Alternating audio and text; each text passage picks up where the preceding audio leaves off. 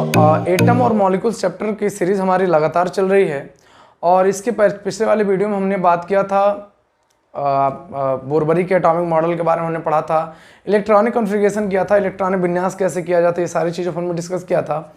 अब ये एटम और मॉलिक्यूल्स चैप्टर का लास्ट वीडियो है और समझ लीजिए कि इस टॉपिक को पढ़ाने के बाद से एक वीडियो प्रैक्टिस करवा दूंगा और हमारा एटम और मॉलिक्यूल्स चैप्टर पूरी तरह से खत्म हो जाएगा और इससे रिलेटेड आप क्वेश्चंस की प्रैक्टिस जरूर करिएगा यूथ पब्लिकेशन वाली बुक से, ठीक है ना।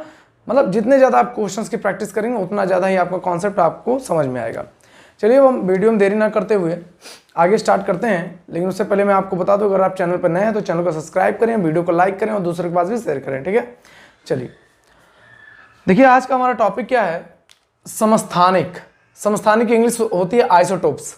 समस्थानिक होता क्या है इसके बारे में बात करते हैं क्योंकि एग्जाम में इससे रिलेटेड भी क्वेश्चंस कई बार देखने को मिले हैं। देखिए कह रहा है कि किसी एक ही तत्व के, भाई वो तत्व कैसा होना चाहिए, एक होना, एक ही तत्व के परमाणु जिनका परमाणु क्रमांक क्या है, समान हो। भाई इसमें यह बात किया जा रहा है कि कोई एलिमेंट है जिसका किसी तत्व का एक ही परमाणु, कोई एलिमेंट है जिसका एक ही परमाणु में क्या होगा, परमाणु क्रमांक उनका समान होगा। ये समझिएगा मेरी बात कि कोई मान लीजिए एलिमेंट है और उसके जितने भी परमाणु हैं उनके परमाणु क्रमांक तो समान है, लेकिन उसमें द्रव्यमान संख्या जो है क्या है, अलग अलग हो। द्रव्यमान संख्या भाई क्या हो, अलग अलग हो। उसे हम क्या कहते हैं, उसे हम समस्थानिक कहते हैं। उसे क्या कहते हैं भाई, समस्थानिक कहते हैं। समझिए मेरी बात, आपसे बोला कि एलिमेंट कोई हो और उसके जितने भी परमाणु हैं उनके परमाणु क्रमांक समान होना चाहिए। अच्छा, परमाणु क्रमांक अगर समान होने की बात करेगा तो परमाणु क्रमांक समान होने का बात मतलब ये हुआ कि उनमें प्रोटॉन की संख्या बराबर होगी और इलेक्ट्रॉन की संख्या बराबर होगी। और उसमें यह कह रहा है कि द्रव्यमान संख्या क्या होनी चाहिए, अलग अलग होनी चाहिए। मतलब समस्थानिक के लिए क्या कंडीशन आया, समस्थानिक के लिए यह कंडीशन आया कि ऐसा तत्व जिसके परमाणु क्रमांक समान हो लेकिन द्रव्यमान संख्या जो हो वो अलग अलग हो, ऐसे एलिमेंट को हम क्या कहते हैं, समस्थानिक कहते हैं। क्या कहते हैं भाई, समस्थानिक कहते हैं। अगर हम उदाहरण के रूप में बात करें तो उदाहरण में आपका आता है हाइड्रोजन के 3 समस्थानिक होते हैं। आपसे पूछेगा कि हाइड्रोजन के कितने समस्थानिक होते हैं, तो हाइड्रोजन के 3 समस्थानिक होते हैं। 1H1, 1H1 का नाम है प्रोटियम। 1H1 को क्या कहा जाता है भाई, प्रोटियम कहा जाता है। 1H2 को क्या कहा जाता है, ड्यूटेरियम कहा जाता है। और 1H3 को क्या कहा जाता है, ट्राइटियम कहा जाता है। 1H3 को क्या कहा जाता है भाई, 1H3 को ट्राइटियम कहा जाता है। ये कितने हैं, ये हाइड्रोजन के 3 समस्थानिक है। तो अब हम बात करते हैं इसमें परमाणु क्रमांक और इलेक्ट्रॉन की संख्या, प्रोटॉन की संख्या और न्यूट्रॉन की संख्या के बारे में बात करते हैं। ध्यान दीजिएगा, आपको पता है ये जो 1 लिखा है ये आपका होता है परमाणु क्रमांक। क्या होता है भाई, परमाणु क्रमांक होता है। और ये जो होता है ये आपका होता है द्रव्यमान संख्या, द्रव्यमान संख्या होता है। अभी ध्यान दीजिएगा, आपको पता है हाइड्रोजन का परमाणु क्रमांक 1 होता है, तो अगर परमाणु क्रमांक हाइड्रोजन का 1 होगा तो उसमें प्रोटॉन की संख्या भी एक ही होगी और इलेक्ट्रॉन की भी संख्या कितनी होगी, एक ही होगी। अरे भाई प्रोटॉन की भी संख्या कितनी होगी, एक ही होगा और इलेक्ट्रॉन की संख्या कितनी होगी, एक ही होगी। उसमें क्या हो जाए, जो न्यूट्रॉन की संख्या अगर आपसे पूछा जाएगा तो देखिए न्यूट्रॉन की संख्या निकालना मैंने आपको बताया है और आप उस वीडियो को जाके जरूर देख लीजिएगा कि उसमें मैंने परमाणु क्रमांक कैसे निकालना बताया है। क्या होगा, इस द्रव्यमान संख्या में से परमाणु क्रमांक को माइनस कर दीजिए, 1 - 1 करेंगे तो क्या आ जाएगा, न्यूट्रॉन की संख्या 0 आ जाएगी। देखिए न्यूट्रॉन की संख्या निकालना कैसे निकाला जाता है,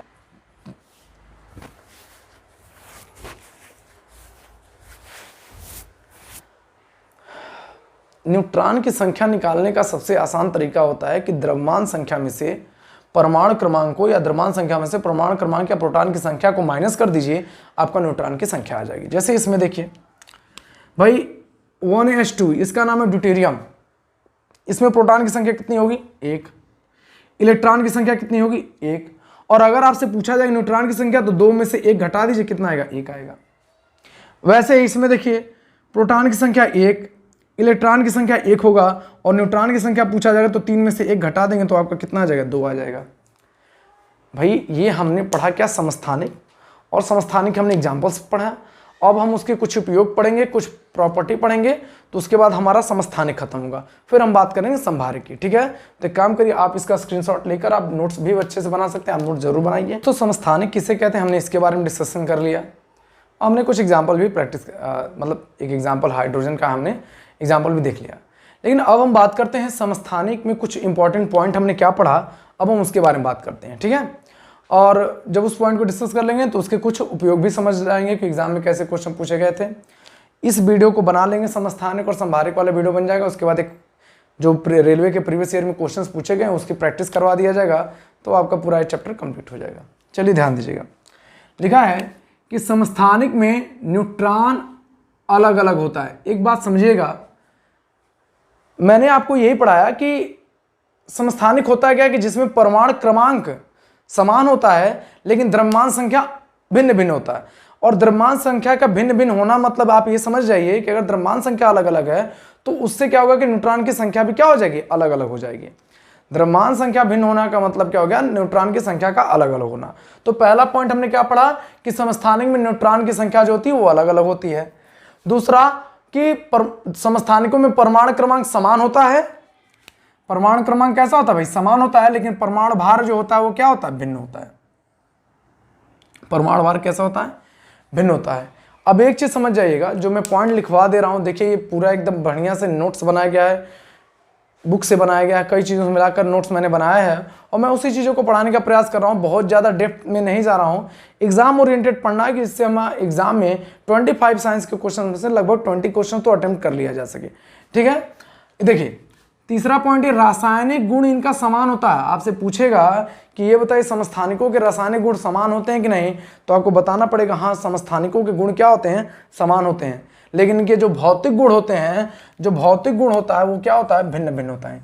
इनका भौतिक गुण क्या होता है भाई, अलग अलग होता है। ठीक है, यहां तक समझ में आया। चलिए अब हम बात करते हैं समस्थानिक के कुछ उपयोग की। अगर समस्थानिक के उपयोग की बात किया जाए तो पहली बार आप समझ जाइए कि यूरेनियम के समस्थानिक का उपयोग परमाणु भट्टी में किया जाता है, न्यूक्लियर रिएक्टर में किया जाता है। यूरेनियम के समस्थानिक का प्रयोग परमाणु भट्टी में रिएक्टर के रूप में किया जाता है। भाई क्या कि यूरेनियम के समस्थानिक का उपयोग परमाणु भट्टी में किया जाता है। दूसरा पॉइंट, कैंसर के उपचार में किसके समस्थानिक का यूज किया जाता है भाई, कोबाल्ट के समस्थानिक का यूज किया जाता है।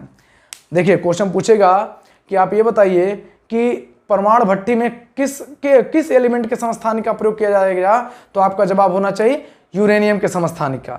आपसे क्वेश्चन पूछेगा कैंसर के उपचार में किस तत्व के समस्थानिक का उपयोग किया जाता है, तो आपका जवाब होना चाहिए का कोबाल्ट का। और आपसे अगर पूछेगा कि घेंघा रोग के यूज में किसका उपयोग किया जाता है, किस एलिमेंट के समस्थानिक का, तो आयोडीन के समस्थानिक का उपयोग किया जाएगा। उम्मीद करते हैं आपको समस्थानिक वाला टॉपिक समझ में आ गया। अब हम इसके बारे में अगला बात करेंगे संभारिक, आइसोबार्स। देखिए बहुत ज़्यादा डेप्थ में उतरने की जरूरत नहीं है, सिंपली आपको पढ़ना है, डिफिनीशन पढ़ना है, एग्जाम्पल पढ़ना है, क्वेश्चंस की प्रैक्टिस कर लेना और आपका टॉपिक समस्थानिक का टॉपिक डिस्कस करने के बाद अब हम बात करते हैं संभारिक टॉपिक की। देखिए संभारिक की बात करें, संभारिक का इंग्लिश होता है आइसोबार्स, समस्थानिक का इंग्लिश होता है आइसोटोप्स और संभारिक का इंग्लिश होता है क्या, आइसोबार। तो जैसे अभी तक हमने समस्थानिक पढ़ा और समस्थानिक में हमने पढ़ा क्या कि उसमें परमाणु क्रमांक समान होता है, परमाणु संख्या समान होती है, लेकिन उसमें द्रव्यमान संख्या अलग अलग थी। सेम इसी का उल्टा क्या होता है संभारिक में। संभारिक में क्या होता है कि वे परमाणु जिनकी द्रव्यमान संख्या समान, भाई ध्यान दीजिएगा, संभारिक में क्या होता है, संभारिक में द्रव्यमान संख्या समान होती है, लेकिन इसमें परमाणु क्रमांक क्या होता है, परमाणु क्रमांक भिन्न भिन्न होता है। ध्यान दीजिएगा, परमाणु क्रमांक भिन्न भिन्न होता है। परमाणु क्रमांक भिन्न होने का मतलब क्या हो गया कि प्रोटॉन की संख्या अलग होगी। अरे भाई परमाणु के क्रमांक भिन्न होने का मतलब क्या हो गया कि संभारिक में प्रोटॉन की संख्या अलग हो जाएगी, इलेक्ट्रॉन की संख्या अलग हो जाएगी, न्यूट्रॉन की संख्या अलग अलग हो जाएगी। ध्यान दीजिएगा, तो इसको हम क्या बोलते हैं, आइसोबार्स बोलते हैं। संभारिक वो होता है कि जिसमें परमाणु क्रमांक अलग अलग होता है, लेकिन आपका द्रव्यमान संख्या का एक और नाम है परमाणु भार, ये आपका सेम होता है। जैसे अगर मैं इंपॉर्टेंट नोट की बात करूं तो परमाणु भार क्या होता है, समान होता है, परमाणु क्रमांक क्या होता है, भिन्न भिन्न होता है। यही आपका संभारिक का कॉन्सेप्ट है। संभारिक में क्या होता है, परमाणु भार समान होता है लेकिन परमाणु क्रमांक अलग अलग होता है। जैसे अगर हम बात करें, क्वेश्चन पूछता है एग्जाम में कि ये बताइए कि संभारिक में इलेक्ट्रॉन की संख्या समान होती है कि नहीं, तो आप बोलेंगे नहीं। तो फिर क्वेश्चन आएगा क्यों भाई, आपने पढ़ा था कि संभारिक में परमाणु क्रमांक या परमाणु क्रमांक कह सकते हैं वो अलग होता है। संभारिक में आपको पता है कि परमाणु क्रमांक बराबर क्या होता है, आपको पता है कि परमाणु क्रमांक बराबर प्रोटॉन की संख्या बराबर इलेक्ट्रॉन की संख्या, अरे यही होता है ना। तो आप ये बताइए अगर परमाणु क्रमांक अलग अलग होगा तो इसका मतलब प्रोटॉन भी अलग होगा और इलेक्ट्रॉन भी अलग होगा, यही तो मतलब हुआ ना जी। आपसे एग्जाम में पूछेगा कि ये बताइए कि संभारिक के डिफिनीशन में क्या सत्यता है कि आप ये बताइए परमाणु भार समान होता है, तो जी हाँ परमाणु भार समान होता है। लेकिन अगर आपसे पूछ ले कि प्रोटॉन की संख्या समान होती तो नहीं। मान लीजिए आपसे पूछ ले इलेक्ट्रॉन की संख्या समान होती तो नहीं होता है, न्यूट्रॉन की संख्या नहीं समान होता है।